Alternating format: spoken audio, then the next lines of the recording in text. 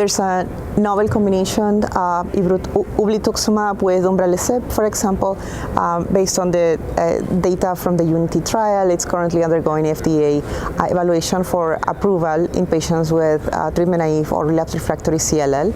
It's a novel PI3K delta inhibitor. And it seems to have more tolerability than prior PI3K inhibitors that are currently commercially available, such as Duvelisib and Duvelisib.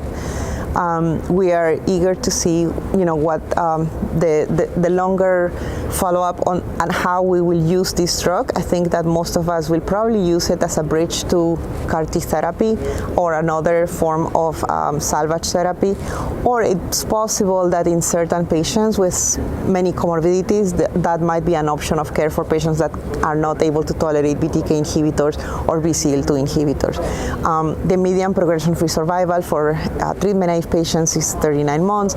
For relapsed refractory patients, it's in the order of 16, 19 months.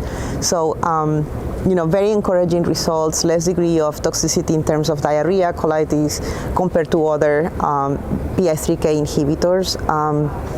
And seems to be very well tolerated. There was also a presentation by Anthony Mato's group where they used Ublituximab and Umbralisib after you have been on Ibrutinib for a long period of time to see if you could actually achieve undetectable MRD and possibly discontinue the BTK inhibitor. So we're still learning how to use these novel compounds and novel agents in CLL space. I think we're also trying to understand the role of CAR T. When do we send our patients for CAR T therapy?